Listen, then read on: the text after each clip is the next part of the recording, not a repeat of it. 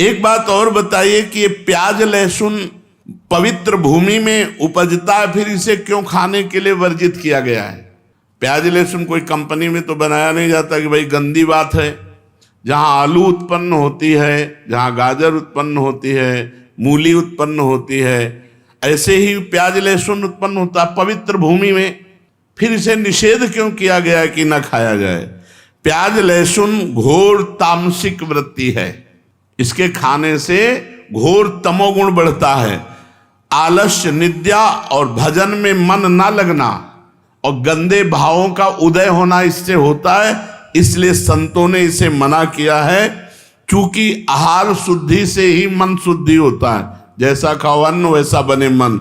इसलिए आध्यात्म की उन्नति की इच्छा रखने वाले साधकों को कभी प्याज लहसुन पड़े हुए भोजन को नहीं पाना चाहिए। और जिस रसोई में मांस बनता हो उस रसोई में, उस पात्र में बने हुए खीर पूड़ी रोटी दाल भी नहीं पानी चाहिए।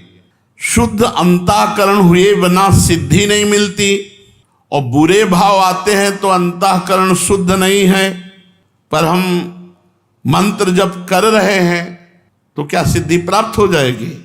हाँ, प्राप्त हो जाएगी, क्योंकि मंत्र परम शुद्ध है। हम जप रहे हैं, हमारे भाव अशुद्ध हैं, तो वो मंत्र धीरे धीरे अशुद्ध भावों को काटकर परम सिद्धि प्रदान कर देंगे।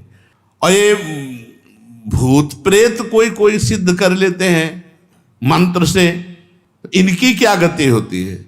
जो भूत प्रेत की उपासना करते हैं ये तामसिक सिद्धि है, वो नरक की प्राप्ति होती है और भूत बनते हैं, भूत बनते हैं और नरक की प्राप्ति। भूतों को पूजने वाले, भगवान गीता जी में बोले, भूतों को पूजने वाले भूतों को प्राप्त होते हैं, पितरों को पूजने वाले पितरों को प्राप्त होते हैं, देवताओं को पूजने वाले देवताओं को प्राप्त होते हैं। हे अर्जुन, मुझे पूजने वाले मेरे को प्राप्त होते हैं।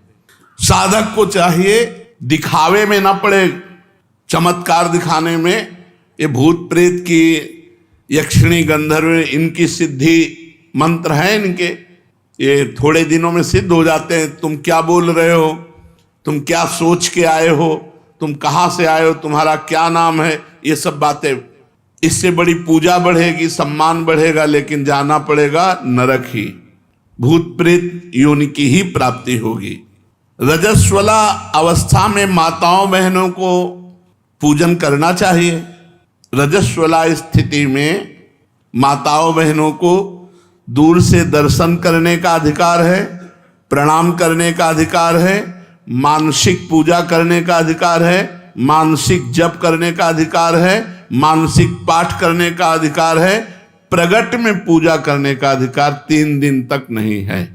जो भोग परायण है, जो गृहस्थी में है, वो 3 दिन तक अपने ठाकुर की सेवा दूसरे से करावें, क्योंकि रजस्वला स्थिति में शास्त्र निषेध करता है।